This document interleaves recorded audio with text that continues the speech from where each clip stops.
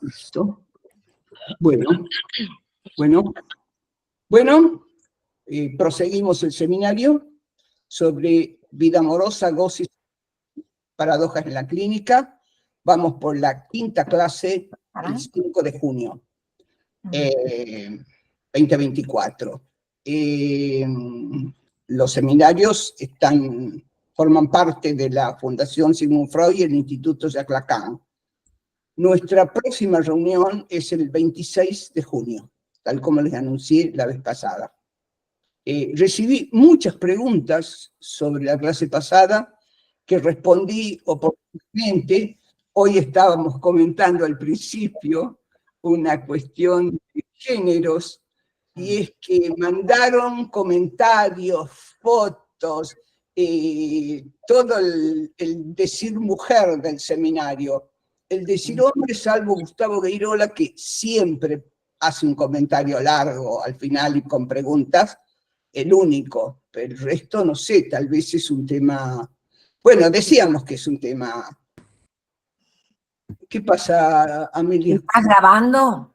Estoy grabando, ¿sí? Perfecto, porque no se marca. Sí, no, está marcado. Bueno, decíamos que sí, que es un tema inquietante, pero yo lo voy a poner también inquietante para el lado del decir, no solamente del decir hombre, sino también del decir mujer. Creo que es un tema muy inquietante, y tan inquietante que tiene que ver, caramba, con la posibilidad del disfrute sexual de la mujer, que tiene que ver con la frigidez, que tiene que ver con la inhibición, que tiene que ver con un montón de cosas que por lo general las mujeres no hablan incluso en el día de hoy, como uno creía que pueden hablar. Entonces, bueno, es un buen momento para tomar esto. Bueno, hoy vamos a proseguir y terminamos con las terceras condiciones de la vida amorosa, el tabú de la virginidad, o como yo le llamo, el tabú de la mujer, en el que trabajaremos un texto mío sobre la Judith de Friedrich Hebel, el motivo sexual de la venganza femenina, publicado en mi libro Venganza y Culpa, tercera parte, que efectivamente yo me di el gusto de poner como tapa del libro esto que vamos a trabajar hoy.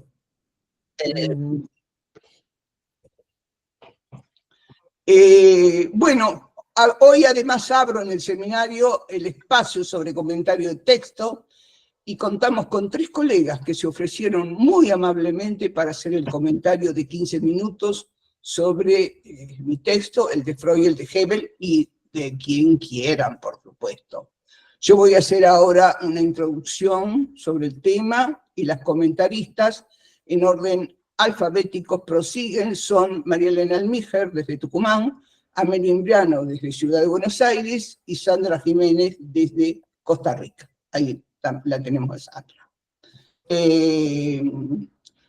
Cada una se va a hacer una minimalísima presentación, y luego de la exposición de las colegas, ustedes pueden hacer sus contribuciones, pueden hacer una interrupción también a las colegas, pero le van a quitar tiempo, así que sería bueno que las preguntas sean después, y hacemos la discusión.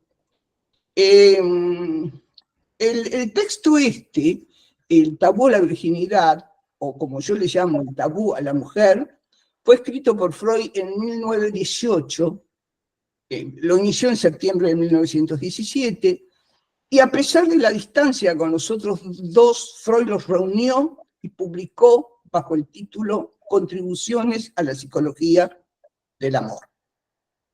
Ahí Freud refiere a un sintagma del psicólogo Conway, tabú del aislamiento personal, donde Conway le aporta a Freud la idea esta, que los humanos se ligan más por su aversión al diferente que por sus semejanzas, que parece una cosa como básica, pero tiene un nudo fuerte. y dice, se compactan entre sí contra cualquier alteridad. El problema es que la alteridad, en este caso, es el mundo de la mujer. Eso es lo altero y es lo que altera. Las mujeres les resultan hostiles porque no soportan las pequeñas diferencias. Lo que les provoca, dice Freud, sentimiento de ajenidad, de lo siniestro, y hostilidad. Y por eso Freud ubica a las mujeres como un tabú. La mujer no es solo el tabú de la virginidad, la mujer en sí misma es un tabú. Y Freud va a asociar el tabú de la virginidad con los tabúes generales respecto al sexo y a los variados preceptos de evitación en los que se exterioriza, dice Freud, el horror básico a la mujer y que confirman que la mujer en un todo es un tabú, también para ella misma. Y Freud dice una cosa que parece sencilla, dice, el hombre parece temer ser debilitado por la mujer, contagiarse de su femineidad. Y estos tabúes desautorizan a la mujer como ajena y hostil. Pero la verdad es que teme el hombre a su propio lado femenino. Este es el mayor, no es contagiarse de la femineidad, sino su propio lado femenino, que vamos a empezar a trabajar intensamente. Yo lo trabajo un poco en el texto que les mandé, pero que vamos a trabajar muy intensamente desde junio, cuando trabajemos el fantasma masculino y femenino de Don Juan. Freud asocia el temor al hombre a la hostilidad que en la mujer podría resultar del primer coito, y que el análisis le permite asociar también con la frigidez. Se encontrará con una primera raíz posible de esa hostilidad en el dolor que puede sufrir la vida del coito. Pero más que el dolor, es la afrenta a la diferencia sexual, que toca tanto al lado hombre como al lado mujer. Ese primer coito que la confronta con la diferencia con el otro sexo y que también remueve cosas del lado del hombre, no solamente del lado mujer. Mucho más sustantivo es el otro factor del que habla Freud, que tiene su base en la historia del desarrollo de la libido.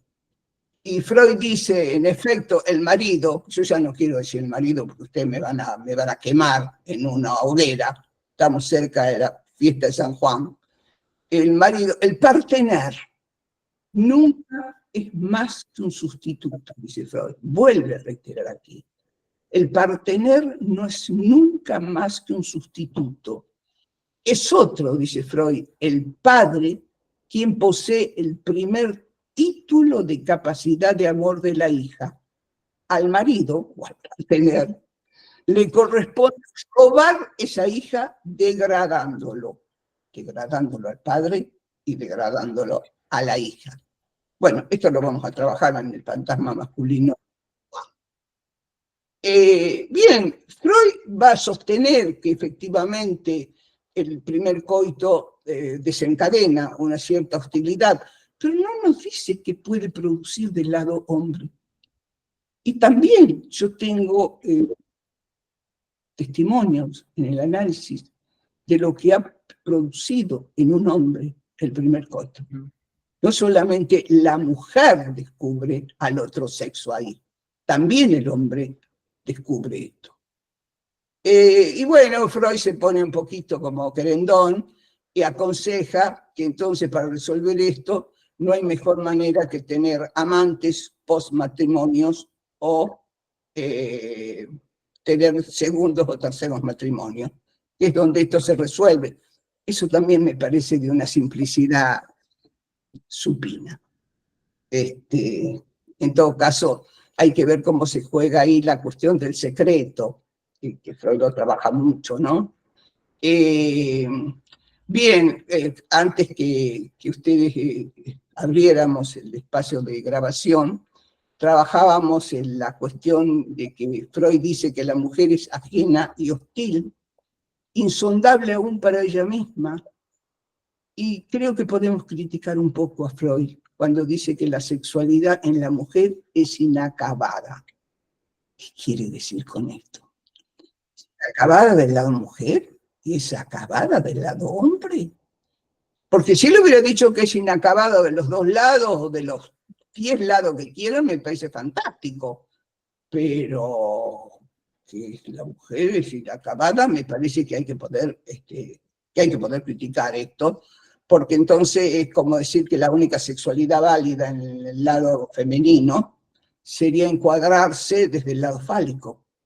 Entonces ahí tenés una sexualidad acabada, lo cual me parece que, bueno, me parece que hay que poder cuestionarlo a esto, ¿no? Porque los testimonios que nosotros tenemos de nuestros pacientes no dicen nada de esto.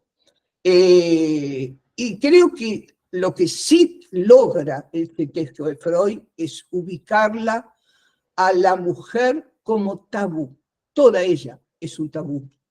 No solo para los hombres, también para las otras mujeres y para ella misma. Y la mujer no es semejante ni siquiera para ella misma, tal es así que cuando se mira en el espejo, a quien ve es a otra. Nunca, siempre se va a ver ajena. Bien, esta ajenidad lleva a que para soportar la amenaza de lo real, la mujer debe recurrir a distintos tipos de mascaradas. Bueno, vamos a trabajar un poquito esas mascaradas. Y también hay dos posiciones fundamentales que vamos a trabajar con nuestras colegas, que son el sometimiento y la hostilidad. Porque la pregunta es, ¿qué sometimiento no conlleva hostilidad? Y que pienso que hay una pseudo servidumbre porque se compartió el goce sexual con un hombre, que es un goce sexual que no se puede descifrar todo, y una hostilidad porque no soporta haberse servido de él para ese ingreso, y por eso contra él ejercerá su crueldad.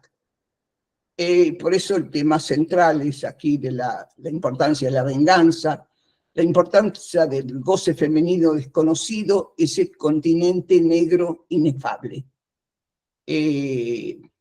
Bien, vamos a ingresar entonces a trabajar el tema de la mujer, sus tabúes, sus deseos y goces inescrutables. Por esa puerta ingresa Freud para trabajar el personaje bíblico de Judith y la tragedia de Hebel, que narra las malaventuras de Judith y Olofé. Agradecemos a Olga que nos mandó el texto de Hebel. Ahí nomás, esa misma noche, truco, retruco. La Judith del texto bíblico es muy complicada y, como dice Freud, encubre tras un motivo patriótico una cuestión sexual. Entonces, bueno, si alguien quiere hacer una pregunta o una contribución hasta aquí, bienvenido sea, que lo escucho. ¿Alguien quiere decir algo? Sí, Marta, yo querría decir este cuestionamiento a Freud. Carlos Franco, sí. Permíteme que casi hasta las lágrimas felicite a una colega de México. Ay, muchas gracias. Por el triunfo. Estamos contentos. Yo sí estoy muy contenta, contentísima. Sé que hay algunas colegas que están con nosotros que no lo festejan. Se lo sé y lo respeto. Pero mi corazón ha saltado tan fuerte que no lo he podido contener. Una mujer presidenta de México no se puede creer. Y que no sea de la derecha tampoco se puede creer. No sé lo que ha logrado López Obrador estos 4 años, creo que más que es un milagro, un trabajo. un trabajo así. Sí, sí, ha sido un trabajo cotidiano de información en contra de todos los medios Y pido de disculpas a las comunicación hegemónicos. Ha sido un trabajo brutal. Lo sé, así que bueno, te felicito a vos, en nombre de las Sí. mexicanas. Muchas gracias, yo sí estoy contenta, contentísima, porque en mi ciudad también, en la Ciudad de México, ganó Clara, que también es como una mujer de lucha, y bueno, soy muy contenta. Bien. Bueno, quería decir que esto, lejos de considerarlo como un discurso machista freudiano, ¿no? Es decir, la sexualidad está inacabada, es pensar, yo siempre lo pienso cuando leo a Freud en estas cosas, es como, es incuestionable para mí que era hijo de su época, ¿no? Y en esos discursos hegemónicos, pues ni siquiera estaba eso a consideración, y mira que él puso todo a consideración, ¿no? Pero algunas cosas no. O sea, y bueno, es como poder pensar que, Freud era un misógino. No, no, era, bueno, estuvo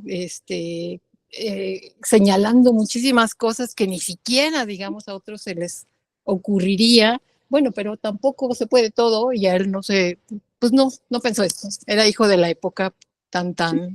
Sí. Eso solamente quería decir. Lacan también ha tenido Exacto. muchas limitaciones misóginas también Lacan.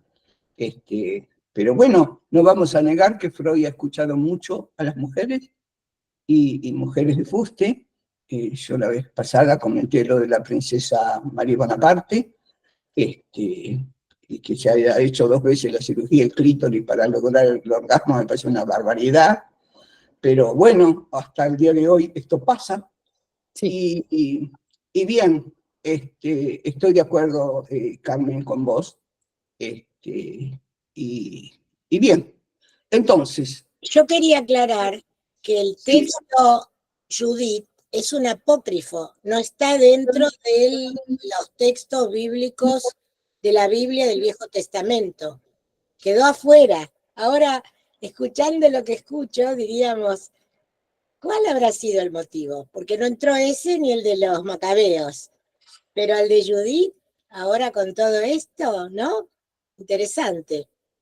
Vos sabés, Perla, que yo llegué a consultar hasta 2 rabinos porque no lo encontraba. No está. Yo decía, pero que sea que mis versiones bíblicas judías, no están.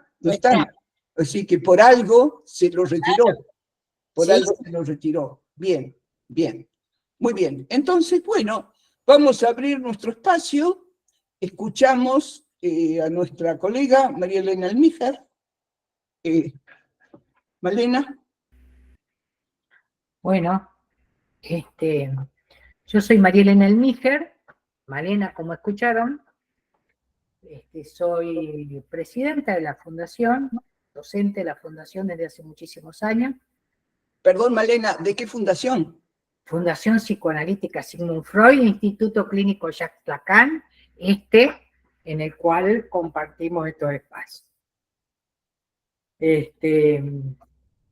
Bueno, la verdad es que para mí es una alegría, es decir, una alegría, y el tema, el texto me enamora. Entonces por eso me ofrecí rápidamente y dije, a pesar de mí, porque tenía muchas cosas que hacer. Pero bueno, yo la verdad es que me centré en la Judith de Hebel, más allá que sí, trabajé Freud y trabajé el texto de Marta, y fui contraponiendo un poquito. No tomo el de la Biblia, sino el de Hebel, porque en la Biblia, como dice Marta, el motivo sexual y privado, en el de Hebel, el motivo sexual y privado gana al público y patriótico de la Biblia. Comienza la obra, voy a hacer un pequeño, pero la verdad es que me entusiasmó mucho trabajar esto. Comienza la obra en un campamento donde está Holofernes, que es un jefe guerrero cruel, ambicioso, que dice no conocer, a mí me toma Marta, no conocer ni querer conocer a su madre, pues vivió hasta los 10 años en una cueva con leones, y es una leona quien lo amamantó, ¿no? Para pensar la cosa de este hombre con las mujeres. Todos los pueblos se le han sometido, menos el hebreo. Se le sometió Libia, la Mesopotamia, y él había prometido eliminar el último pueblo que se le someta, que en este caso era un pueblo hebreo, Betulia. Sin embargo, dice Holofernes, aprecio un pueblo que quiera resistir a mi poder, aunque tenga que exterminarlo. Betulia es un pueblo pacífico, pero que tiene un Dios temible para defenderlos, un Dios que ha hecho separar las aguas del océano y caer el pan del cielo. Cosa que los soldados de Holofernes temían. En el segundo acto, yo traté de ver esta Judith que aparece deseante, una Judith que en su lazo tanto con su esposo, con su pareja, como con Holofernes. En el segundo acto de la obra muestra una Judith deseante que no pudo separar a Menacés, su esposo con el que se casó antes de los 14 años, del lugar de hijo.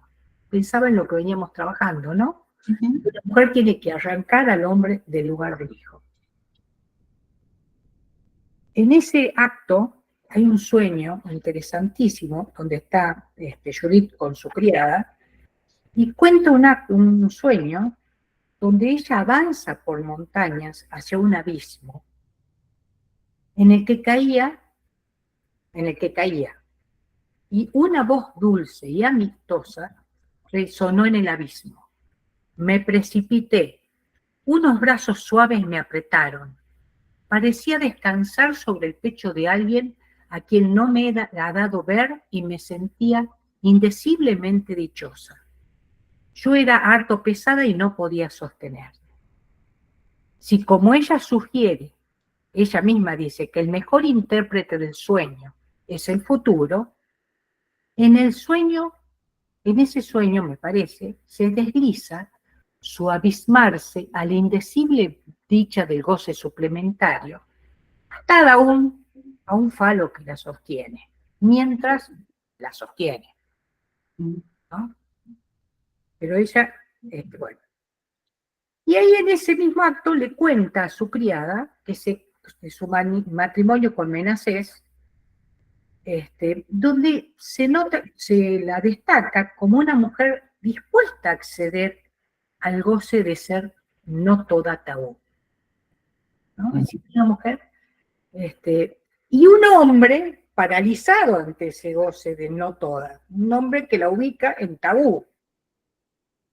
La madre de Menacés, es muy hermoso esa parte, hermoso en cómo aparece la madre, se encarga bien de vigilar el tabú. La madre no deja de mirar la habitación de ellos, ¿no? Es decir, los aposentos. Si la madre no saca la mirada del lecho matrimonial, pobre Menacés que iba a poder convertirla en no todo a Judith. No solo no se disfruta de sexo, sino que Menacés muere luego de 6 meses de convivir como hermanitos. Yo digo, ¿será esa la primera piedra de la venganza de Judith? Ella dice, mi belleza es como la belladona. Gozar de ella trae locura y muerte, ¿no? El tabú. Yo creo que el lado mujer, el lado dicho mujer, es como la belladona, podría ser como la belladona, pero el no todo quiere decir que para gozar de ella es preciso un poco de la muerte del niño que habita en cada hombre. Es preciso un poco de locura y un poco de muerte, ¿no? Si no es todo muerte, el tabú.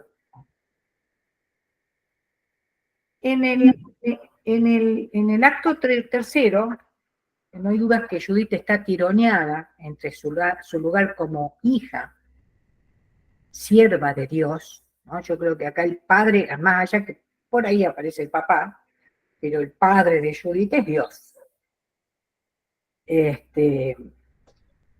Como sierva de Dios, tironeada entre el lugar de sierva de Dios y la mujer, no toda que la habita. La mujer no toda que ella también es.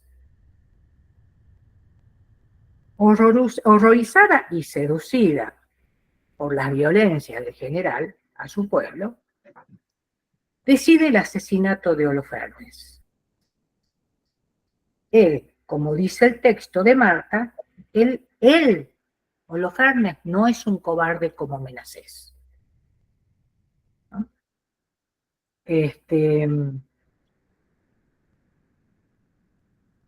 Desprecia a los hombres del pueblo que sí son cobardes, porque solo se quejan o piensan en entregarse. Holofernes les ha cerrado la entrada de agua y alimentos. El hambre y la sed hacen estragos en Betulia. Los sacerdotes del templo no permiten que se tome el vino del templo, que es el único líquido que hay. El pueblo, en vez de ir a tomar el líquido del templo para que no se mueran sus hijos, obedece y solo piensan en entregarse a Holofernes. Saben que su destino será el exterminio, que matarán a todos, ancianos, hombres, mujeres y niños. Yo pienso, la crueldad de unos y el sometimiento de otros en Betulia, a mí me hace pensar en ese golpe, no a México, me hace acordar a la Argentina, ¿no? Pensaba, ¿no? Qué horror esto, ¿no? No se toma el vino del templo y lo que hay que hacer es entregarse. Hebel va a mostrar que la venganza de Judith parece ser por deber, por amor a Dios, pero la venganza tiene una connotación más íntima, como dice Marta en su texto. Dice Marta, una extraña mezcla de heroína y mujer, de brillo fálico y brillo vigorosamente pasional. Eso lo dice en su texto en la página 123. No puede ocultarse, sigo con más cita, lo interesada que está en las violentas andanzas y hazañas de Holofernes, enemigo de su pueblo y de su Dios, yo digo, de su padre. No puede ocultarse lo interesada que está en este hombre. Marta dice que en el cuarto y quinto acto, lo tomo así porque la batalla de los sexos se ha desatado. Los protagonistas chocan, se hostigan, se seducen y finalmente se destruyen. Cita de Marta. Ella va al campamento de Holofernes.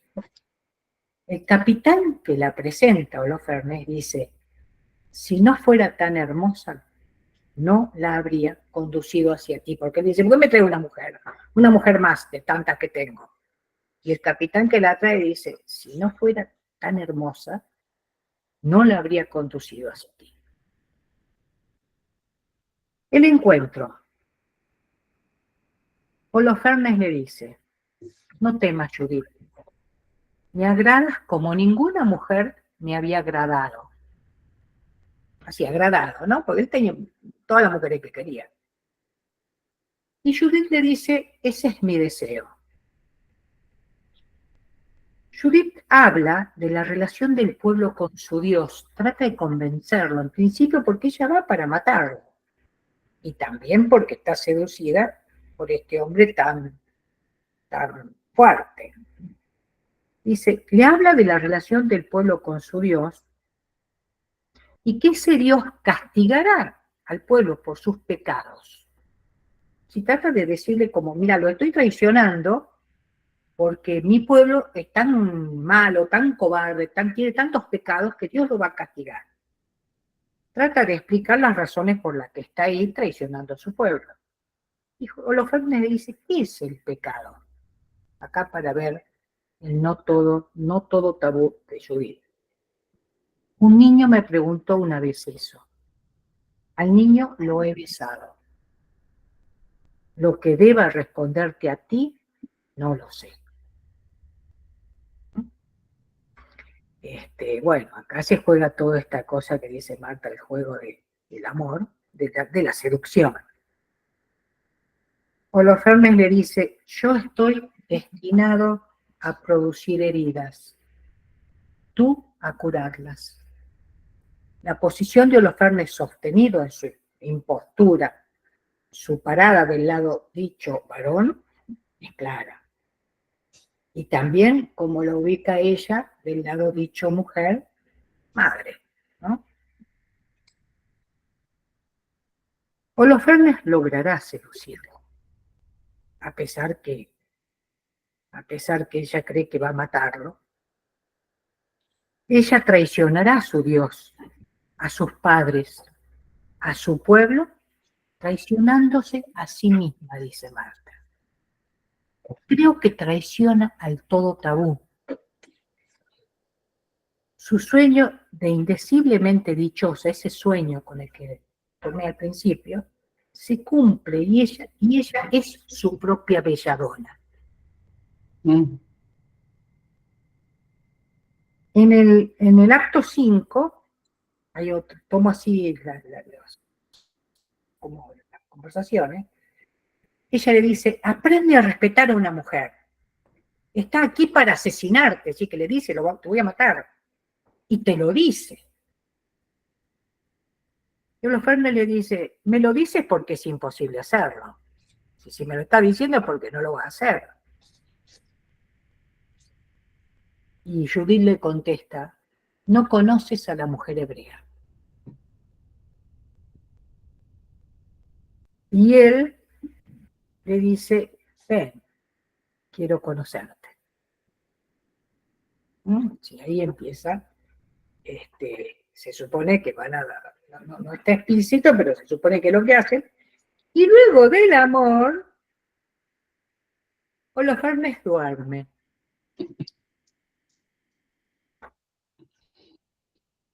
Vuelvo a esto, ¿no? Mirza, la criada, le dice, ¿qué tienes, Judith? Tus mejillas abrazan. Y Judith misma dice, ¿cómo?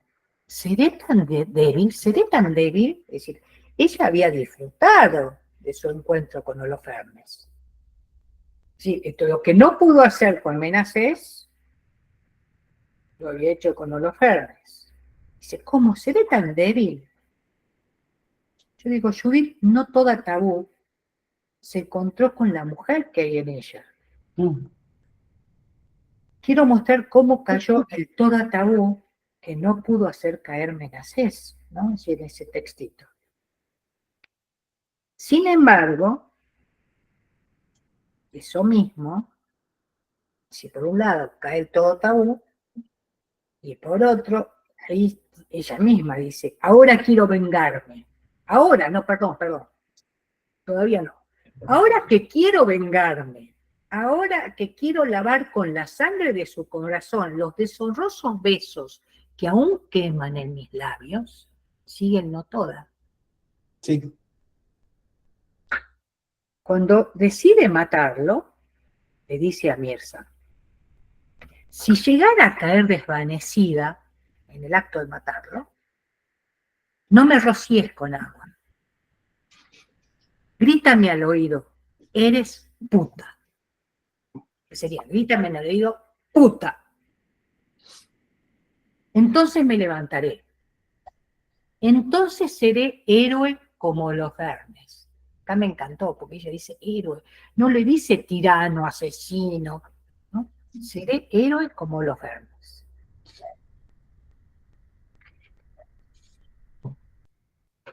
Las palabras de Judith: cuando el dormido deseo toma prestado de sus propios labios fuego como necesita para perpetrar la muerte de lo que hay de ti de más santa, ¿no? Es decir, como toma prestado el fuego para matar el tabú que hay en mí, ¿no? Para convertirme en no toda. Cuando tus propios sentidos se vuelven contra ti, como esclavos borrachos que ya no conocen a sus amos, ¿no? Si los sentidos disfrutaron y se vuelven contra ti, cuando aquella abyección que acababa de hacer te parece tu verdadero ser, es decir, que si esto no es toda tabú, Estamos un poquito sobre tiempo, Malena. bien, ya estoy terminando, ¿no? Bien, bien, entonces le vamos a dar un poquito de tiempo también a las colegas. Bien, Bueno, bien. y le dice Viola Hermes: quien duerme debe estar seguro. Y ahí blande la espada, pero duda. Ese sueño tranquilo después de una hora semejante, ¿no es el peor de los crímenes? Como dice Marta, se aferra al significante fálico como heroína, pero este es insuficiente. Entonces, luego cae como objeto. El pueblo es libre y Judith dice: gratitud, ¿quién la quiere? Mas ahora tengo que soportar yo el precio de mi acción y me aplasta. Realmente luego del homicidio, luego de decapitar al tirano, ella cae y les pide a los sacerdotes una recompensa. Me mataréis cuando yo lo desee. Sacrifica no solo su lado mujer, porque ella quiere que la maten si está embarazada, sino el lado madre. Bueno, y también sacrifica su vida, tal el precio de la venganza. Bueno, terminé. Está, Malena.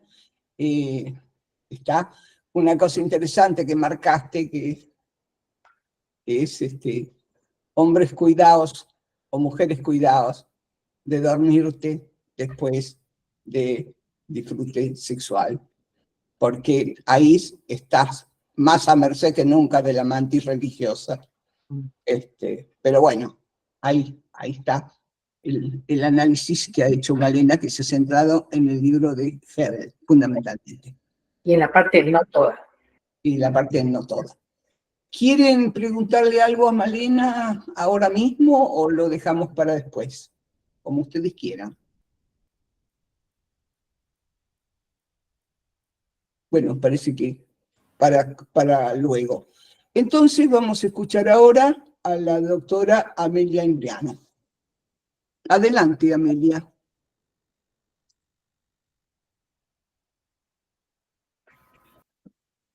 Muchas gracias, Marta, y bueno, muy buenas noches a todos. Yo soy Amelia Imbriano, psicoanalista con una trayectoria universitaria durante un tiempo y bueno, dedicada al estudio del psicoanálisis y a la clínica psicoanalítica. Yo voy a hacer un paneo general del trabajo de Marta, de esta parte del capítulo 2, el punto 5 del capítulo 2. Tabú, pero no toda. Fatal, pero no toda. Hechicera, pero no toda. Encantadora, pero no toda.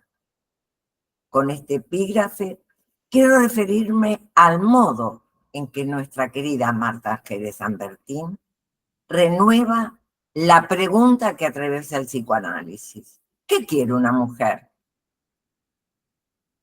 ¿Soportará el no toda sabiendo armar una mascarada? ¿O elegirá la desmesura siendo carne de lo real? ¿Se sostiene en una sola posición o bascula entre una y otra? Una vez consumado el máximo goce, dar muerte al partener, ¿podrá regresar de ese punto superlativo? son un lugar común, las aprecia sobre la mujer fatal, desde Eva tentando a Adán, hasta las películas de Hollywood que demuestran suficientemente la atracción respecto de la relación entre las mujeres, el sexo y el peligro. Las preguntas que se pueden formular respecto de la mujer son siempre inquietantes. Marta dice, porque ella es extraña hasta consigo misma. Con la obra de Marta nos orientamos para poder realizar esas preguntas, lo cual agradecemos mucho. Marta Jerez, su propia lectura freudiana, como lo ha demostrado el inicio de esta noche. Quiero destacar la lectura que realiza de los textos freudianos, en este caso de El tabú de la virginidad. Considero que su lectura es de rigurosa excelencia, pues encuentra algunas perlas en el texto que ella actualiza y revitaliza. Inicia su escrito señalando las dos primeras causas mencionadas por Freud, la defloración y la inhibición sexual.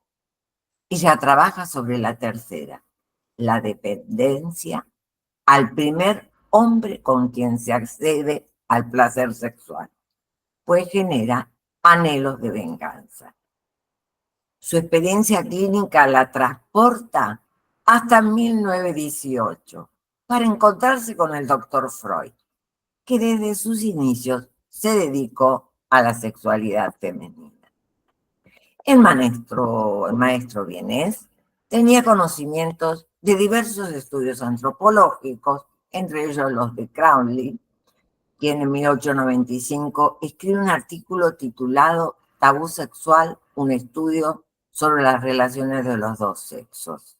También estudios psicopatológicos, los de von Krafft-Ebing, autor de una obra que se llama Psicopatías sexuales, que consta de una colección de historias clínicas sobre autoerotismo, masoquismo, exhibicionismo, fetichismo, homofilia, pedofilia, etcétera, etcétera, etcétera.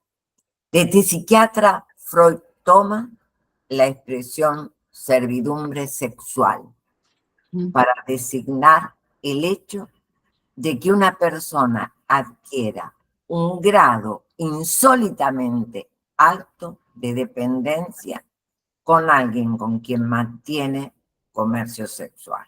Sí, Freud. Nuestra autora tiene un estilo propio. Analiza las tragedias de Medea asesinando a sus hijos, de Clitemnestra asesinando a Agamenón, Judith decapitando a Holofernes. Así como también se interesa por el estilo de la mujer de la Dama de las Camelias, de su relación con Alexander Dumas, tema que retorna o es retomado en la ópera La Traviata de Verdi, en donde las protagonistas, cortesanas ambas, mueren tísicas tras haberse sacrificado por el honor de sus amados. Señalaré algunas frases del texto freudiano relacionadas con el tema que nos ocupa, de qué otra de costado. La mujer es todo un tabú. Ella es eternamente incomprensible y misteriosa, ajena y hostil. El núcleo del tabú en cuestión es el propósito de denegar o ahorrar precisamente al futuro esposo algo que es inseparable del primer acto sexual. El primer acto sexual con ella se singulariza por un peligro particularmente intenso. Además de las antiguas mociones ya descritas, el primer coito activa en la mujer otras por entero contrario. El tabú a la virginidad ha hallado su figuración más intensa en un conocido personaje dramático, la Judith de la tragedia de Hebel. Su goce depara locura y muerte. Después en el texto están las páginas del libro de Marta. O del texto de Freud. La mujer descarga en el hombre, dice Freud, que le hace conocer el acto sexual, motivos que la constreñirán a la venganza. El análisis enseña que esas mujeres dependen como siervas de su primer marido, pero ya no por ternura. No se liberan de él porque no han consumado su venganza en él. Y en los casos más acusados, la emoción vengativa siquiera ha llegado a la conciencia. Freud no se cansa, Marta tampoco. Lo femenino entre la desmesura y la mascarada. La desmesura y la venganza femenina. Que de San Bertín lee entre líneas el texto de Freud, una cuestión que generalmente no es retomada. ¿Por qué se vengan las mujeres de los hombres? Y responde, ese partener incluso demolió el tabú que ella es para sí misma. Y es tabú porque precisa colocarse en el lugar del otro inescrutable, misterioso, lo que permitió a Lacan afirmar que si la mujer toda no existe, es porque ella es tabú, lo cual la torna enigmática, fatal, peligrosa. El tabú de la mujer conlleva peligro y por eso provoca angustia, horror, gozosa atracción. Esto último es de Marta.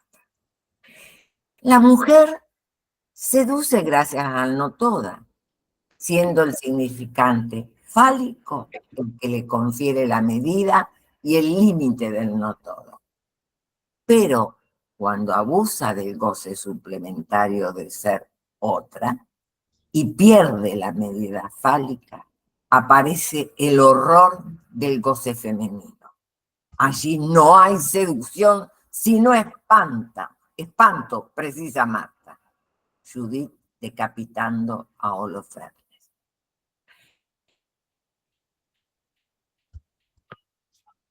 Voy a saltear lo que había preparado sobre la Judith de Hebel, que Malena lo ha precisado muy bien. Solamente por ahí quisiera retomar la cuestión que Marta sitúa del siguiente modo.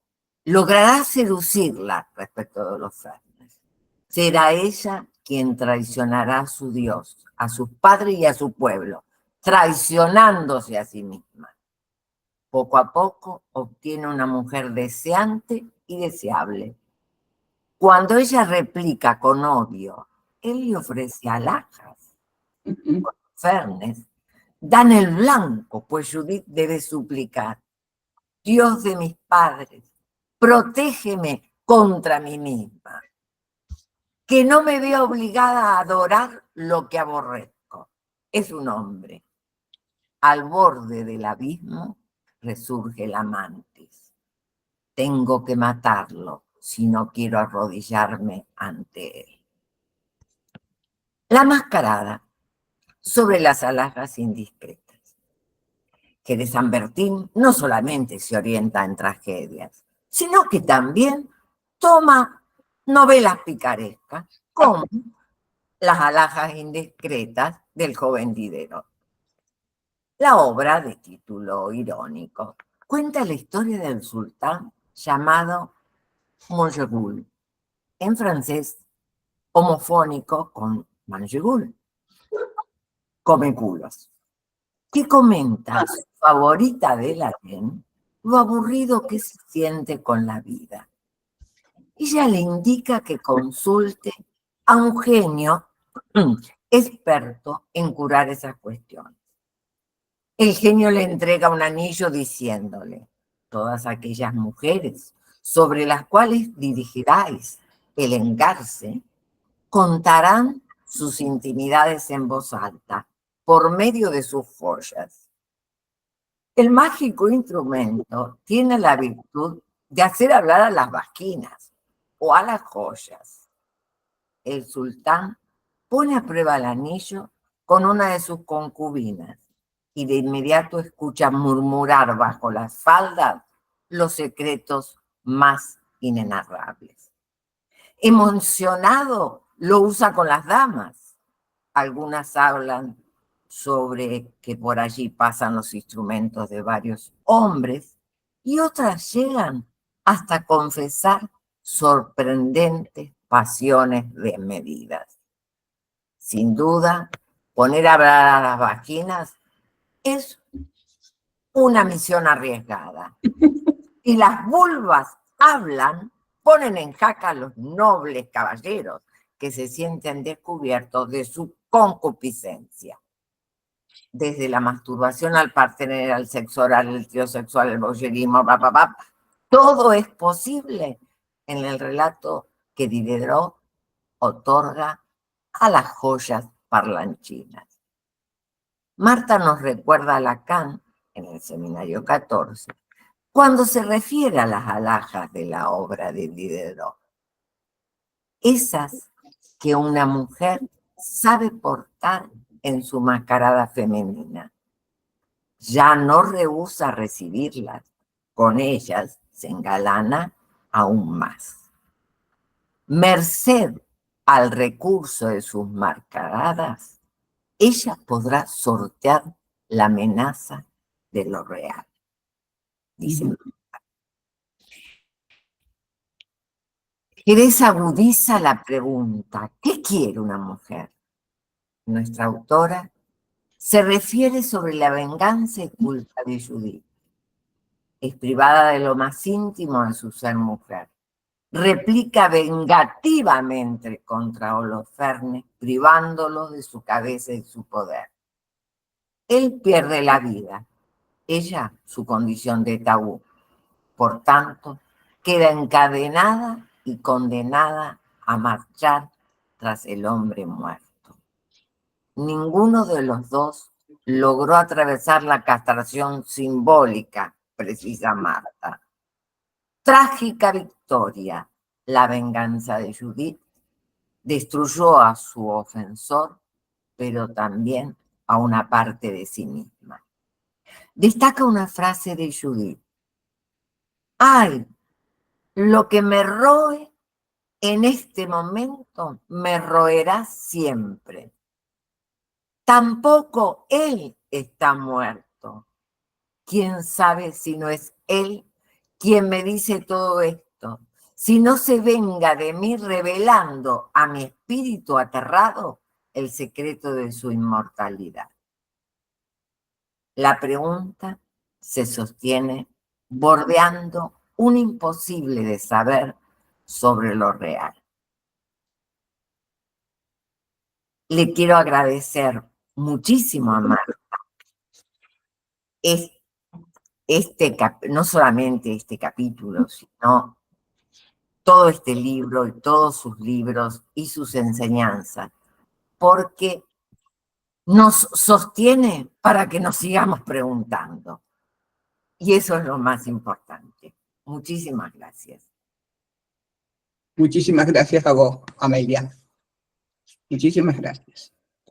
Bueno, vamos a proceder entonces con, como hicimos con la anterior exposición, pasamos a escuchar a Sandra Jiménez, que también se puede tomar ese minutito de más, que ya se los tomó Malena. Estamos con tiempo para escuchar y poder dialogar entre todos nosotros. Veo que están tomando notas todos los colegas. Yo estoy tomando notas en mi cabeza. Entonces vamos a escuchar ahora a nuestra colega Sandra Jiménez. Adelante, Sandra. Bueno, buenas noches. Muchísimas gracias a Marta por abrir este espacio y colocarnos otra vez en el lazo social del psicoanálisis. Muy amable, Marta, y muchísimas gracias a ustedes por las exposiciones excelentes. Bueno, soy psicoanalista, inicié hace muchos años y creo que lo más importante es que soy socia fundadora en 1990 de la Asociación Costarricense para el Estudio y la Investigación del Psicoanálisis y bueno, me he formado con muchos colegas de ustedes, así es que muchas gracias. Bueno, ya ustedes adelantaron y dieron todo una bellísima exposición, así es que voy a retomar algunas cosas que más bien se van a incluir en lo que ustedes proponen. Yo quería titular estas palabras con algo que me conmovió y es el texto de Sigmund Freud leído hace mucho tiempo en las aulas universitarias, toda esta trayectoria de escuchar a las mujeres en el análisis y volverlo ahora, ya después de muchos años, a enlazar con el brillante texto de Marta Jerez, que siempre es muy aguda en sus aseveraciones clínicas y teóricas.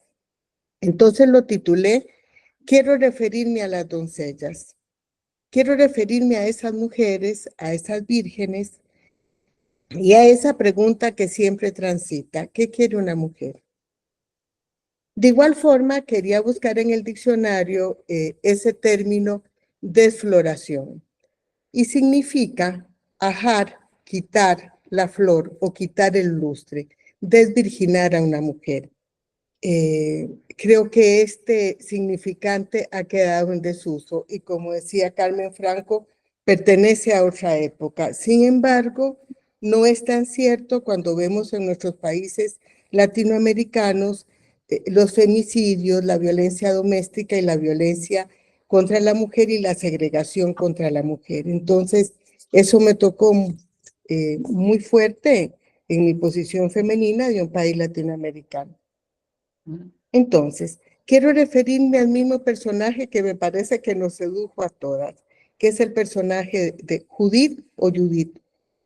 Para mí una heroína, y el narrador dice una mujer con carácter femenino, que lo tomó María Elena cuando escuchaba también la pieza de teatro magnífica. Entonces, esta heroína es una heroína con carácter femenino, una viuda judía. Y el que narra dice que esto pasa a ser una tragedia burguesa. Entonces, en la burguesía se supone que es donde Freud podría hablar de esas mujeres que se construyen bajo las condiciones de época. Y recuerda también a Holofernes como un hombre nietzscheano, como ese superhombre que va a aparecer con la caída de los imperios y que tiene que aparecer como el señor que corteja en la burguesía. Entonces me voy a referir a Judith. Esta mujer, bajo el semblante patriótico, encubre su deseo y su deseo de ser tomada por un hombre que brilla por su goce fálico. No es cualquiera. Es el que no ha dejado de tomar a las mujeres. O sea, es un hombre con garantía de que tomó a todas las mujeres, no desprecia a ninguna. Y ella, al saber esto, que no ha renunciado a ninguna, se sitúa en esa que puede ser ahora tomada, porque ella encarna el desprecio del marido, ella encarna el desprecio de ese hombre que en la noche de bodas, no sabemos por qué, no pudo tomarla. Hay un velo de impotencia en este personaje de la noche de bodas. O algún padecimiento, decía la presencia de la madre, pero lo que si bien es cierto para la historia femenina de Judith, es que en su noche de bodas no es tomada, es despreciada. Se asegura así ser tomada en su condición de virgen. Esto para mí es fundamental y es una lectura que después también quiero trasladar en la clínica o desplazarla a la clínica. Esta se apropia de esa heroína, ¿sí?, para probar un goce, un no toda, un goce que le hace falta, algo que le hace falta a ella transitar en su posición femenina. También con mucha cautela y prudencia, una mujer notablemente inteligente sabe que debe de encubrirse en la belleza y debe de proponer que su belleza mata. No es que su deseo se aproxima, es que su belleza mata. Con esto se aproxima a la seducción y con esta seducción queda cubierta por la culpa y la venganza de acceder a un goce, al goce de desear. Ella es culpable de qué? Casualmente de eso, de desear, como muchas otras mujeres. De la imposibilidad, ¿sí?, de no quedarse del lado neutro. Hay muchos subrogados del padre que se juegan también acá. La sumisión de no tomarse el vino o la sumisión de ser una mujer que se entrega voluntariamente por su patria, por los otros. Lacan afirma que si la mujer toda no existe, es porque ella es tabú, lo cual la torna enigmática, fatal y peligrosa. Tema que hemos tratado las cuatro y que viene del texto de Marta. La heroína se juega en el brillo fálico, corre con la cabeza del amado en sus manos, porque hay un instante donde él fue amado. Por eso no se lo puede dar a la otra mujer, que le dice, lo mato y tú corres con la cabeza. No, porque hay algo ahí de ese correr por la ciudad con la cabeza del amado que también la vuelve a situar a ella en ese instante donde logró un gozo. Posición de mujer, un más allá del falo, algo que ese significante no recubre y designa el goce sexual suplementario, al que podrá acceder una mujer en su afinidad con la alteridad, ser siempre otra. Ahí ella era otra, la que corría con el amor, la que corría con el deseo. Sin embargo, se detiene, se angustia, bordea el objeto A. Culpa y venganza hacen semblantes en los discursos. Y en muchos discursos hacen semblantes de sacrificio, de abnegación, o como apunta Freud, de inhibición sexual expresada con frigidez y con muchas otras cosas que notamos en la clínica. Judith, por culpa, pide su muerte. Le solicita que si engendra un hijo de ese que amó, debe de pedir la muerte. Por eso solicita la muerte, porque no está segura si su cuerpo pudo solo amar o también quedó embarazada. Quiero ahora referirme a unas palabras de un analizante, una señora viuda de más de 60 años, que llega a análisis justamente porque ha vuelto a enamorarse. Y dice lo siguiente: uno no tenía relaciones sin casarse, tonta que hice caso. Las otras sí, esas otras, las putas a las que Judith se refirió, esas sí sabían, pero ahora ya no soy esposa, ahora sería una novia. Viera cómo lo pienso, o sea, viera cómo pienso si puedo accesar a ese lugar de amar y ser amada sin estar casada, sino, como decía Freud, con un segundo y con un tercer partener. Muchas veces vemos también consumada la venganza contra sí misma, quedando muchas mujeres en servidumbre voluntaria, atrapadas en el tabú de las otras mujeres, las madres, marcas identificatorias de sumisión y dolor, vírgenes expuestas, no dispuestas al goce, sacrificadas en sus cuerpos, sacrificadas en melancolizaciones o en duelos permanentes, donde no pueden accesar aún más allá, no pueden dejar de ser la mujer de ese hombre, no pueden dejar de ser esa que le pertenece.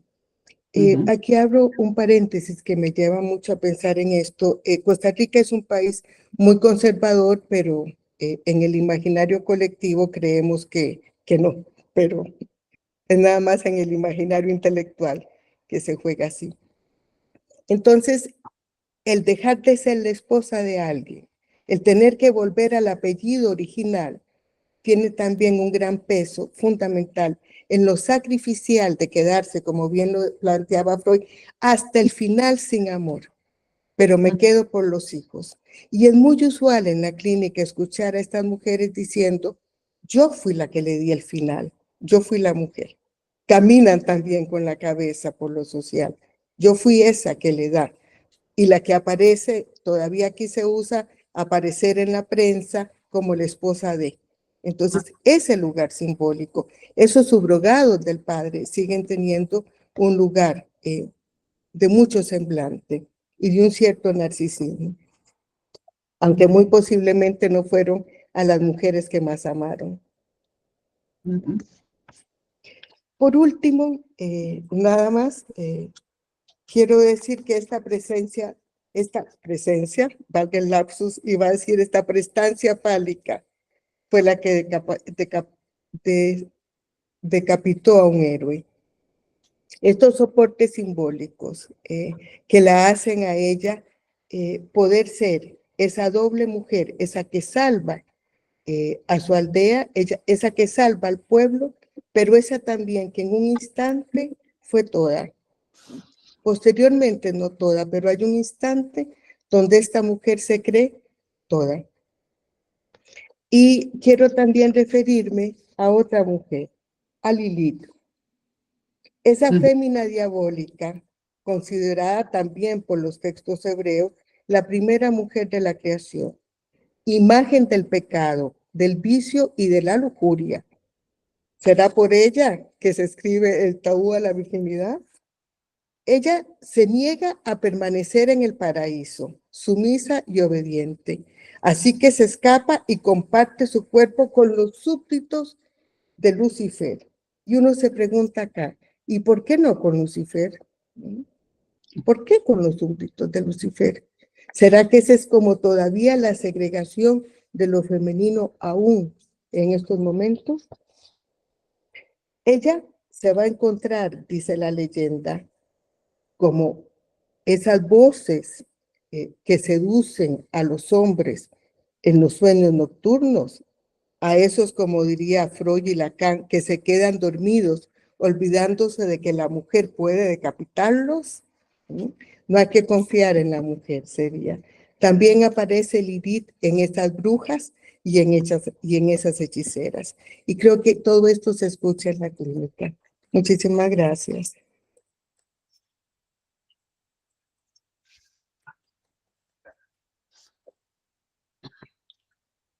Bueno, muchísimas gracias, Sandra, que le diste tu tono centroamericano a la problemática también de las mujeres y de lo femenino, que es muy importante.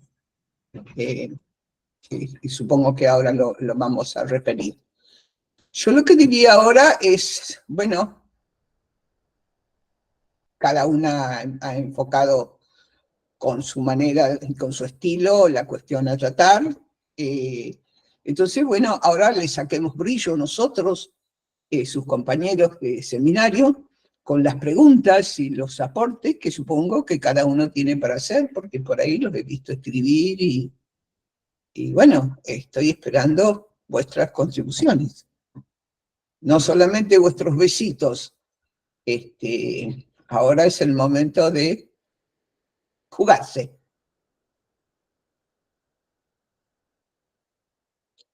Yo quería hacer una pequeña aclaración desde la Biblia. La historia de Lilith no aparece en el texto hebreo, son una leyenda posterior. La única referencia Gracias. a la mujer como la que aparece como diabólica es en el libro de Job, donde dice la mujer diabólica, sí, es la mujer que representa al diablo. Ahí es la única vez que aparece lo de diablo y mujer. Muchas gracias. Muchas gracias, Perla. Muy importante eso es para nosotros. Bien. Sí. Bueno, ahora tenemos las referencias a lo que desarrolló el Míger, Embriano, Jiménez. Espero que Lucifer no les coma la lengua el maligno. Carmen Franco. Gracias, gracias, gracias a las tres, o sea, súper lindas, súper puntuales, ¿no? Todas sus exposiciones. Y sí, o sea, son como muchísimas cosas. Yo creo que nos quedamos pasmados un ratito porque es así de tanto, ¿no? Cómo abordar, cómo empezar a trabajarlo. Y bueno, parece estas preguntas que se hace María Elena acerca de si, bueno, cuál era esa primera venganza, si era contra su primer marido, contra su esposo, ¿no? Es esta forma de no tener justamente a esta mujer como clasificada, por eso es no toda, porque no puede estar en ningún sitio determinado, ¿no? Y bueno, cuando Sandra dice que es toda, dice, es toda, un momento, es toda fálica cuando tiene la cabeza de Holofernes en la mano, ¿no? Es así de toda esta parte que puede llegar hasta esos extremos. Y bueno, sí, en esta parte también sobre lo que se habla de esta Judith probando a un macho calado, dicen por acá, ¿no? Es un macho calado, es decir, ya es probado, ya, entonces, bueno, no tiene esa duda de que, bueno, va a ser como poseída, ¿no? Y bueno, me parece como muy como llegar al coito, digamos, como no es un acto natural, ¿no? Porque una vez que está atravesado todo por el lenguaje, nada es natural. Entonces, bueno, vienen todas las posibilidades del mundo. Sin embargo, hay como esta cuestión de esa alteridad que empieza por las mujeres, es ese otro inalcanzable, ese otro que no puede colocarse en un lugar y como por eso está en ese lugar de tabú, porque no es posible ponerlo como así son las mujeres, ¿no? Y cuando se ha dicho así son las mujeres, pues las mujeres nos encargamos siempre de decir no es así. O sea, en fin, entonces, bueno, me parece así como muchos puntos, muchas gracias, ¿no? Eh, en fin, digamos, es lo primero que se me ocurre para decirlo, porque bueno, también recordaba la pintura, eh, Judith decapitando a Holofernes, pues es un tema muy, muy recurrente en la pintura, ¿no? Pero bueno, la que me parece a mí que implica todo esto que han dicho es la de Caravaggio, ¿no? Con Judith, con todos esos, con esa mirada, ¿no? Y con esos pezones turgentes, ¿no? Así como excitada, y bueno, todo eso que pasa por ahí, bueno, a mí me alucina la pintura de Caravaggio con respecto a de Judith decapitando a López. Bueno, gracias. Muchas gracias, Carmen. Muchas gracias. Muy importante las cosas que puntualizaste. Vamos a ver si también nuestros colegas las retoman. Teresa Pantaleo, qué lindo escucharte. Hola, ¿qué tal?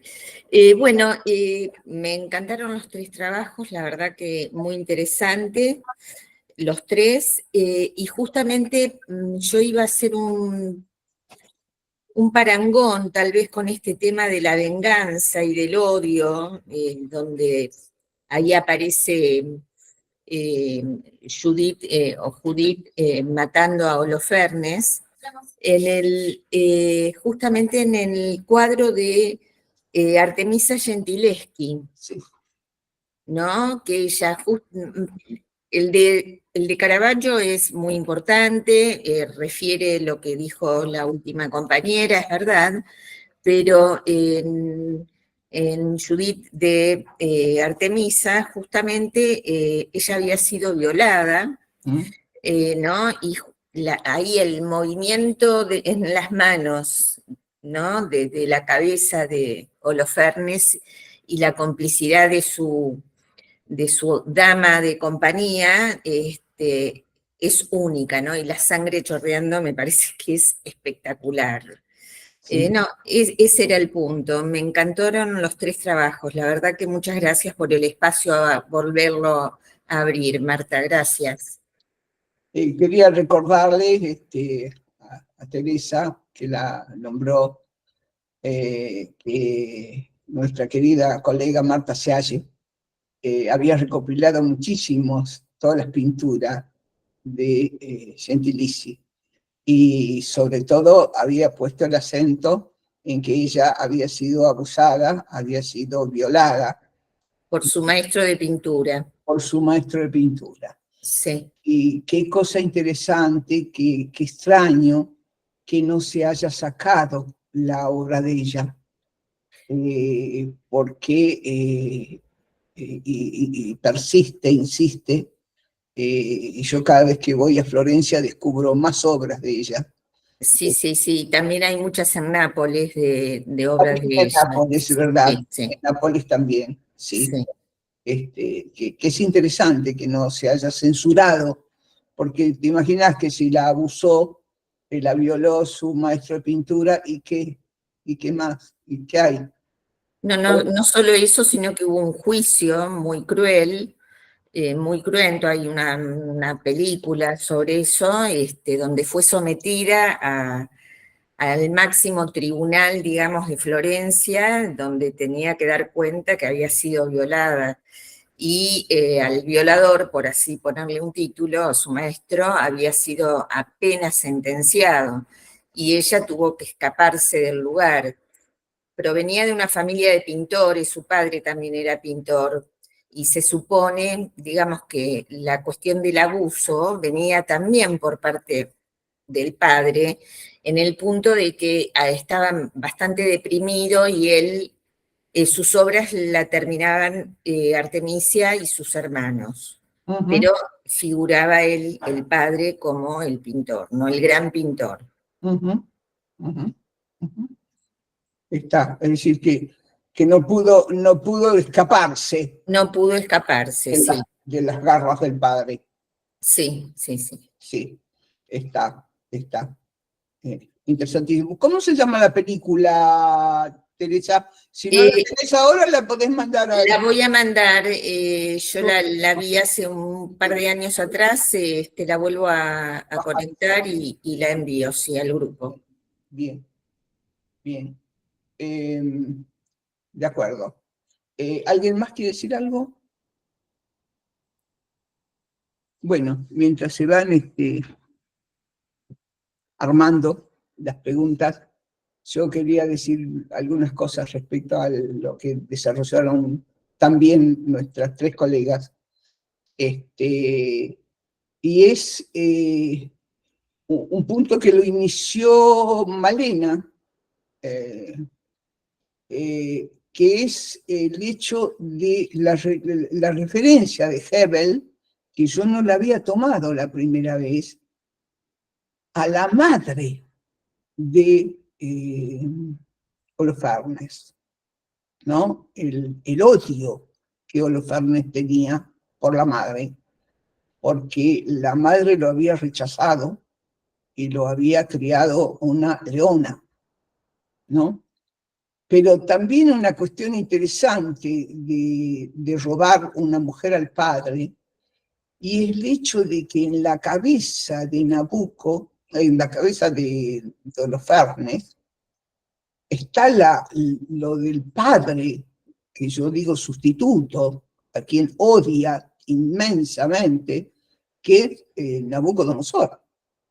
Es decir, él odia a Nabucco y sabe que es su jefe, que él es que él puede hacer toda su fantochada militar, masculina y todo eso, porque hay ese Nabucco que lo sostiene y a quien él quisiera. Es decir, hay toda una sombra parricida que se juega, tanto desde el lado de Holofernes como desde el lado de Judith, donde efectivamente Judith puede traicionar a su patria. En realidad los sacerdotes vienen a ser de padres de Judith, y ella puede traicionar todo eso, ¿no? Y no sabía qué tiene la Olga ahí, ¿un perrito? ¡Ay! Momento de tierno de la noche. Yo no sabía, digo, ese es un perrito. ¡Qué bonito! ¡Qué lindo! ¡Qué lindo! Gracias. Es una nena. Ah, es una nena, sí, tenía cara de nena. ¿Para qué lado del decir estaba? ¿Para el decir hombre o el decir nena? Sí, tiene cara de nena. Bien. Y qué suerte que se porta bien, porque si yo pretendiera que el mío estuviera así, sería imposible. Imposible. Bien. Bueno, eso, y entonces, sobre eso yo quería preguntarle a Malena, a Amelia y a Sandra si podían agregar un poquito más sobre esta sombra del anhelo parricida que atraviesa tanto a Holofernes como a Judith. Yo lo que podría decir es que el anhelo parricida en Holofernes, que es claro, en Holofernes lo dice, ¿no? El odio que él tiene por Nabucodonosor. Y además hay un punto, cuando ella le habla de Dios, del Dios hebreo, que él no tenía en la mano pálida idea de quién era, cuando le habla de la protección que tiene ella por el Dios, él en algún momento dice, y yo no creo que sea solo por seducirla, sino para traicionar a Nabucodonosor, que ese podría ser su Dios. A ver, primero, Nabucodonosor dice que el único Dios era él. Es decir, que el único Dios era él, que desaparezcan todas las imágenes de otros dioses. Y Holofernes le dice a Judith esto, ¿no? Sí, la verdad yo también podría creer en tu Dios. Tomaré tu Dios como propio. Aunque en otro momento donde él... Y además él piensa efectivamente, a ver, el odio hacia Nabucodonosor lo expresa. No delante de nadie. Lo expresa en su monólogo. Sí. Y en Judith, yo creo que es más que la cosa, me parece que en Judith el parricidio, salvo con Holofernes, ¿no? Está todo el tiempo en cómo ella, quiere decir, salvo el homicidio que produce, pero en Judith logra desprenderse de su pueblo en la seducción, pero el desprecio que tiene por los hombres de Betulia, por los sacerdotes, los hombres y por Menasés, ¿no? Creo que ahí aparece claramente digamos, el anhelo parricida hasta que la venganza se concreta, también es una venganza parricida. No es un parricidio simbólico. Creo que podría haber sido si elegía quedarse con Hermes. Una cosita interesante en base a lo que dice María Elena. El Dios que le presentan a Holofernes es el que mató al faraón, con lo cual su odio a Nabucodonosor, ¿no? Tiene un argumento importante, como que se podría anudar. La otra cosa interesante es que Manasés, o Menashe en hebreo, es el nombre del hijo de Moisés, lo cual también enhebra las cosas, ¿no? No casualmente para quien las escribió. Claro. Pensando en esto que traen, ¿no? Claro. Otra cosa, él es amamantado por una leona y de algún modo lo asesina una leona, ¿no? Sí. Por ahí es delirante, pero Se convirtió en una leona, sí. sí, en ese momento en que estaba completa. Yo creo que Sí, se convirtió en una leona, y fíjense que si volvemos a las fórmulas de la sexuación, donde dice Freud, la excepción del lado hombre tiene que ver con la animalidad del padre. Volvemos ahí al sonido del shofar y al momento de la animalidad. Aquí también está esta animalidad, pero que es distinta. Que la animalidad del lado femenino es soltarse totalmente de lo fálico y volar a donde se le dé la gana. Y volar a donde se le dé la gana, pero es una animalidad linda. Yo creo que no hay mujer que no se regocije de eso después de lo que pasó con bueno, en la medida que se puede plasmar que la sedujo Holofernes, no abusó de ella, le respetó los tiempos. Quisiera escucharlo un poquito más a Amelia, que sé que tiene un poquito más sobre las joyas, y me parece re interesante eso, ¿no? Así que bueno, a ver, Amelia, ¿qué tenés Sí. para decirnos? No, respecto de Judith y Holofernes, lo que pensaba sobre Holofernes es que quizás él se queda dormido en su cosa de vanagloriarse, que allí donde cree que se seduce y bla, bla, y que la seduce a ella, y bla, bla, bla, bla, ahí es hombre muerto. No se da cuenta, ¿no?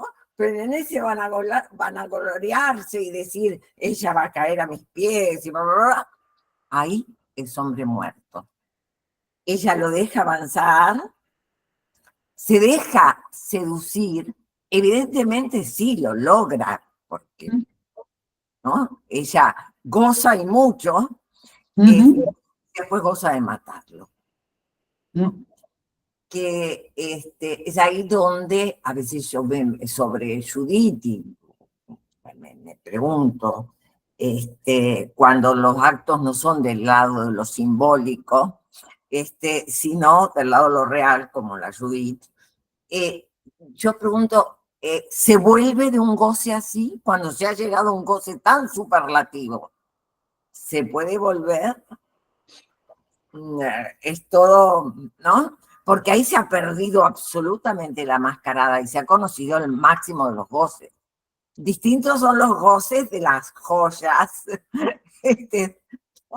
de las vulvas parlanchinas, como quien diría, que me interesó a mí mucho.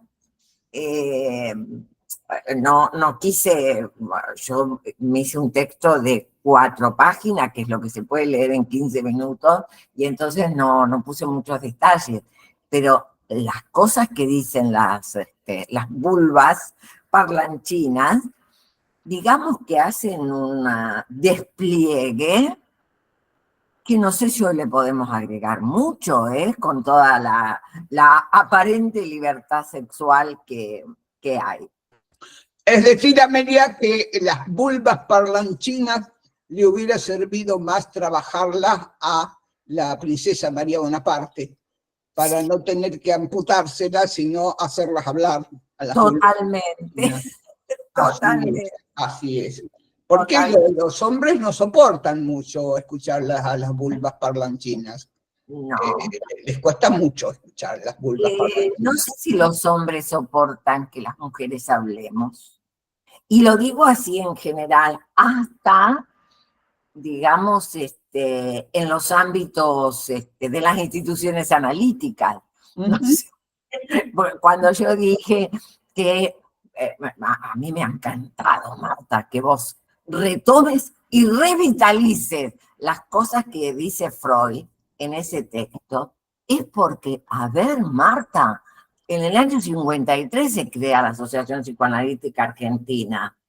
O sea, tiene unos cuantitos años, hasta no hace poco, siempre dirigida por varones.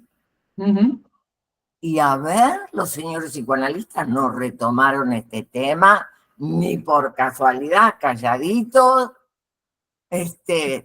salieron para otro lado, que la mujer siga sumisa, ¿no? Me encantó esto que vos decías de entrada, de felicitar a la colega mexicana, porque realmente, ¿no? En un país que todos decimos es muy machista, pero también me pregunto por la sociedad actual, Marta. ¿Cuál es la no machista? Está lindísima tu pregunta. Está lindísima tu pregunta. Exactamente. Y es súper Hay interesante. tanto temor al parricidio. Sí. Claro, claro. Y es lo que decía Sandra, ¿no? Cómo el trabajo con las mujeres y cómo es tan difícil en Costa Rica que una mujer se separa, cambia su nombre y apellido de nuevo y cómo es mirada. Sin embargo, es esa mujer la que va a sostener esa familia. Sin embargo, no se le puede sacar esa cuestión de la puta, la loca. De esto que vos decías, ¿se puede volver? ¿No se puede volver? Yo creo que se puede volver dependiendo de que haya posibilidades de que haya un trazado simbólico que de alguna manera esté expresado por la grandiosidad de Hebel, en la medida en que Judith dice, quiero que se me permita, el único premio que ella pide, que se me permita no tener un hijo si fuera y no tener nunca un hijo, que en una sociedad como esa era muy mal visto, la única función de una mujer era parir hijos. Bueno, la función de Judith fue salvar a un pueblo quedándose con la cabeza. Ahora los dejo hablar porque hay muchos. Me fui para otros lados, pero bueno, están pidiendo hace rato Mercedes Micheli. Adelante. Hola, buenas noches, ¿cómo les va? ¿Cómo andan? Qué lindo verte, Marta. Gracias, Amelia, gracias, Males y a la colega que nos regalan sus lecturas. Yo al escucharlas no puedo dejar de hacer algo que me sucede, que Marta a veces me pide, dale, decilo. No, espero que no suene desubicado, pero es la analogía de estar escuchando a las mujeres de casos judicializados, de disputas feroces con sus parejas, exparejas, a veces parejas que fueron parejas por 10 minutos, ¿no? El tiempo que pudo haber durado una relación, y a veces parejas que convivieron, que tuvieron sus historias, pero que la escena que se presenta es esta, ¿no? El momento en donde ella toma la cabeza de él, estoy hablando en plano simbólico, ella toma la cabeza de él, le revolea a partir de un hecho que viene perturbando, en donde la humillación, la defenestración, esa violencia económica ha jugado cartas importantes, pero el momento que se presenta como que ella le está revoleando la cabeza por ahí, ese es el momento de la condena y desaparece de la escena toda la previa, que es cómo fueron llegando hasta ese momento en el cual puede aparecer esta venganza. Entonces, sucede que es muy difícil ubicar, porque rápidamente es psiquiatrizada la situación, y en general son mujeres diagnosticadas con trastorno límite de personalidad, lo que ahora hasta se lo dice con el TPL.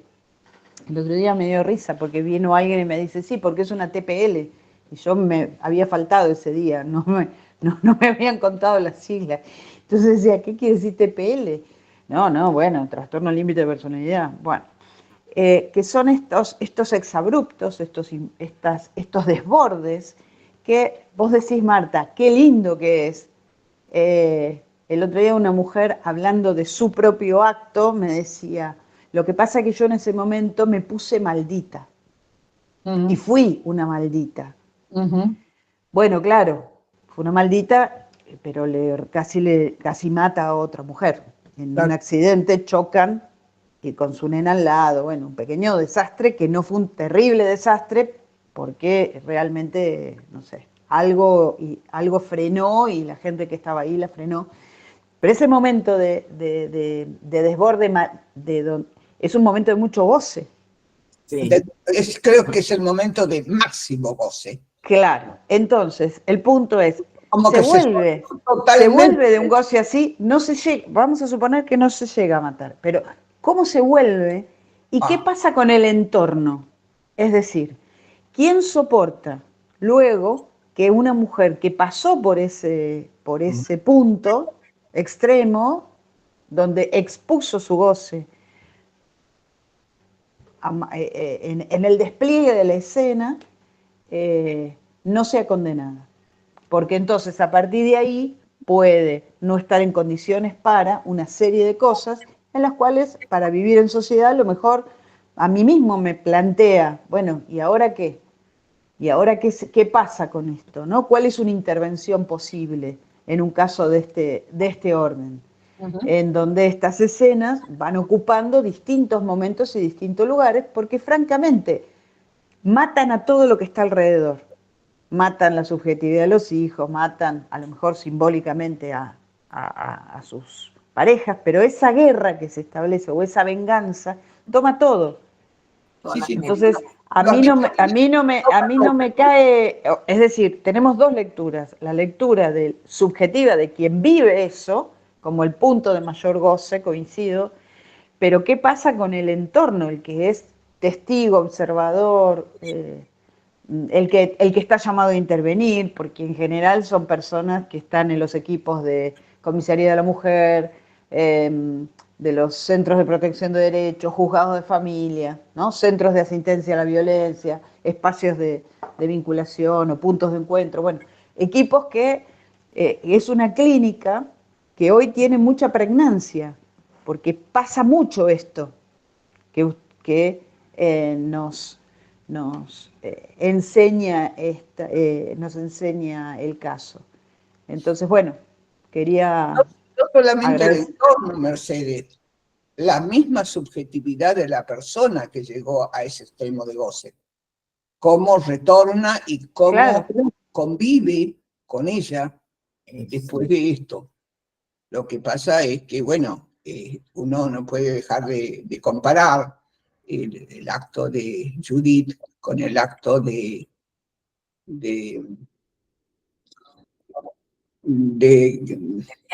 Clitemnestra y con el acto de Medea, que asesina a sus hijos. Cómo vuelve una mujer. ¿Cómo se vuelve? Claro. Vuelve una mujer de eso. Yo estuve trabajando un caso muy interesante en Tucumán, que casi me mataron porque hice una leve defensa en una nota. Ahí supe lo que es, cómo piensa la gente. Creo que nunca hubo 195 contribuciones al diario, por supuesto insultándome a mí de la madre, por haber dicho que había posibilidades de darle un espacio a esta mujer de retorno subjetivo. Y bueno, pensando que realmente también yo no pienso que Medea hizo su acto tan loco, sino que justamente la grandiosidad de la obra, ¿no?, del crimen de Medea es que no es una loca que un día se levantó y dijo, bueno, voy a matar a estos chicos porque me joden, sino que Medea fue perdiendo su subjetividad hasta las manos, ¿no? Y cómo retorna de un acto tan terrible. Sin duda que todos lo pensamos. A ver, uno se puede regocijar del exceso, de que alguien se permitió ese goce. Pero el punto es, claro, el entorno y cómo se vuelve a todo eso. Sí, tenemos varias preguntas. El Níger quería responder algo. Yo no, solo quería decir también a esto que estamos hablando, que durante todo el tiempo que trabajamos la cuestión de lo jurídico, trabajamos estos casos de mujeres que mataron a sus hijos, y sí volvieron, Amelia, volvieron con el proceso de la justicia y el proceso de psicoanálisis y justicia juntos, produjeron, por supuesto, con todo esto que te dice Marta, que no se puede escribir en un diario, porque los comentarios son, ustedes son iguales de asesinas que la mujer, ¿no? Pero bueno, tuvimos bastante tiempo trabajando esos temas, ¿no? Y bueno, a veces... Y hay gente que más joven que sigue trabajando estos temas. Y hay gente que sigue trabajando estos temas, claro. Incluso con muchas de las contribuciones de Mercedes. Claro, es que son temas que convocan muchísimo hoy en día a psicoanalistas, que las intervenciones cognitivo-conductuales no pueden con estos casos, porque no pueden ubicar qué es lo que está sucediendo o desde dónde empezar a crear alguna forma de entramado para que eso que sucedió tenga, al menos para quien lo ha vivido, alguna forma de anclaje. Claro. Luego vendrán otros temas vinculados a otras intervenciones, el trato con sus hijos, bueno, pero comparto que la intervención jurídica ocupa un lugar central en lo que hace a la fuerza de ley que toma, ¿no? Al límite que pone esa palabra escrita en un escenario validado socialmente. Así es. Luego, pero lo importante también es no confundirnos el espacio jurídico con el espacio clínico, que uno puede ser solidario del otro, pero el marco normativo no nos pertenece a nosotros. Así es, así es. Estoy de acuerdo, Mercedes. Muchas gracias por tu intervención. No, gracias a ustedes. Bueno, Leticia. Sí, una cosita, me parece, bueno, excelentes las 3 exposiciones, muchas gracias, traídos al contexto y retomando los escritos de Marta y de Freud, sin juzgar, y cada quien viene de su contexto, ¿verdad? Hablando de Freud y las mujeres inacabadas.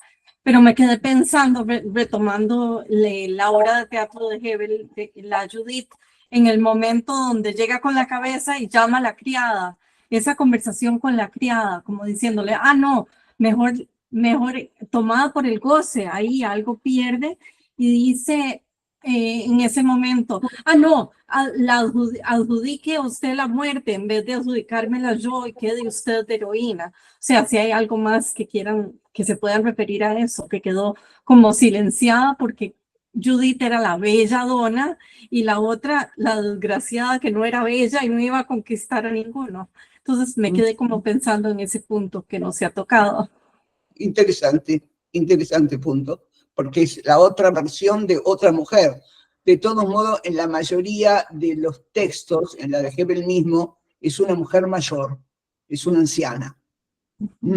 No es una mujer en la plenitud de su sexualidad, sino es una anciana. Interesante también ese dato, que sea una anciana.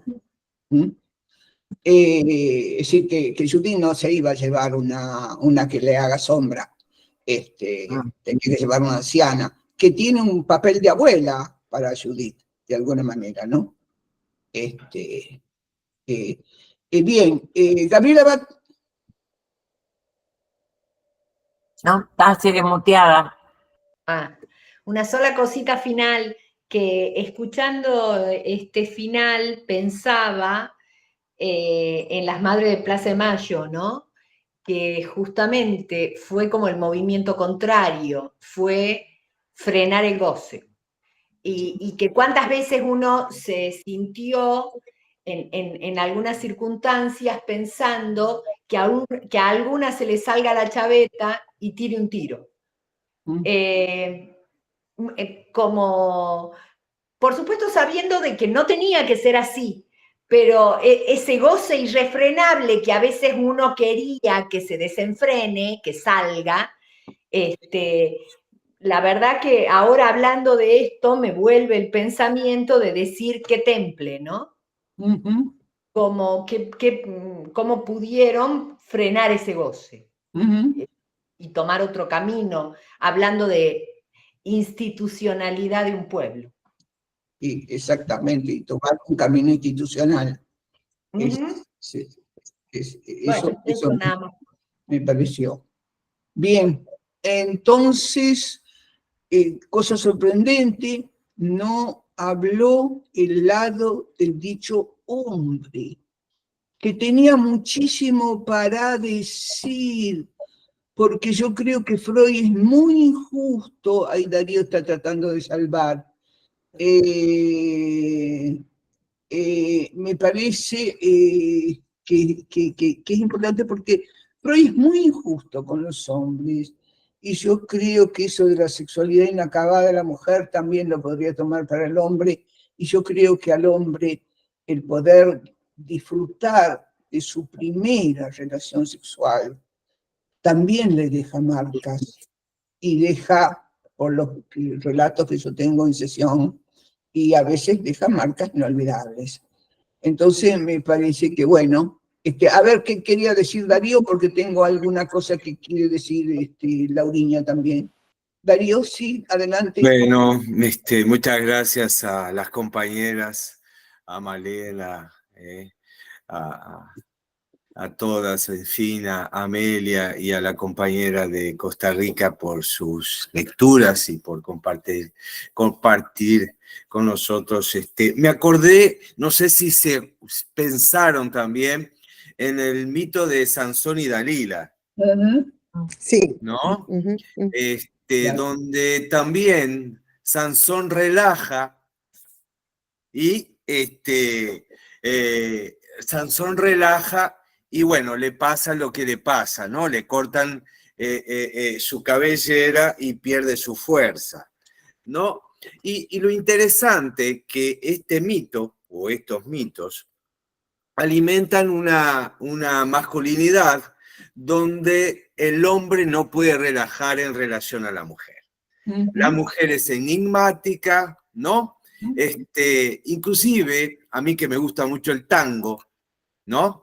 Me gusta mucho Julio Sosa, en la versión de Por una cabeza, dice así, por una cabeza me tejondeé un día de aquella coqueta y risueña mujer que al jurar sonriendo el amor que está mintiendo quema en una hoguera todo mi querer. O sea, el tango también traduce de una forma, ilustra muy bien que la mujer es enigmática y es traicionera. Entonces, bajo este paraguas, el hombre nunca puede relajar. Entonces aparece un hombre totalmente fragmentado constantemente. Perfecto. Darío, nos estás dando la pista para lo que vamos a trabajar del fantasma masculino de Don Juan. La pregunta es ¿por qué no puede relajar? Y por qué el hombre tiene que estar siempre faro, siempre faro, siempre falo, y no puede irse para el lado suplementario y relajar. Pero claro, Lacan lo advierte cuando en la apertura del seminario 10 dice, está el fantasma de la mantis religiosa, que cuando copula, si el macho se queda mansito, se lo va a comer, le va a comer la cabeza, ¿no? Y otra cosa que me parece interesante es que en la iglesia,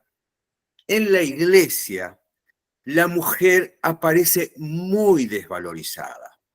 La mujer es siempre eternamente fuente de tentación, de desvío y de pecado. Esa es una posición ideológica de la sí, sin duda. Sin duda. Bueno, vamos a tratar de terminar acá. Ya no hay tiempo, Sebastián, lamento. Cecilia tenía algo para decir antes y mencionaba que Néstor Brownstein, en un libro sobre donde trabaja la cuestión de derecho y psicoanálisis en uno de los capítulos de sus libros, y también en la serie que nosotros presentamos, de Culpa, Responsabilidad y Castigo, trabaja sobre la cuestión de derecho y psicoanálisis y esto que venimos diciendo, ¿no? Al respecto también quería recordar que... Perla, ya. Quería recordarles que el día 10 de junio es el aniversario del natalicio de Néstor y seguramente voy a mandar algo para recordarlo. Siempre está con nosotros. Perla, adelante. Freud, en el trabajo sobre el caso Gansman, hay también diferencia. Claro. Y esto es importante. Sí. Y después otra cosa, respecto al tema de la impunidad o no, si existe en el psicoanálisis, cuando estudiamos la cuestión del cabo Lortí, que hay un artículo tuyo de hace mucho también, comentándolo, justamente señalando la importancia de que no hay impunidad. O sea, ese trabajo de Néstor. Entonces, me parece que hay que ubicarlo. Y quería decir otra cosa a Amalia. La APA surgió en el 42, no en el 53. Perdón. Tuvieron dos presidentas importantes, Álvarez Toledo y Mary Langer.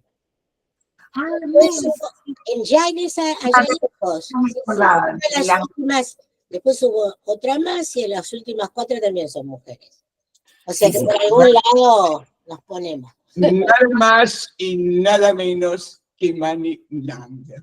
Por eso. Yo tengo el privilegio de supervisar con Mimi Langer cuando decía alguna estupidez, a la Mimi se le abrían los ojos así como un gato, me quería comer pero me lo decía de una manera tan dulce que yo me estaba yendo a la mierda en el caso clínico. Te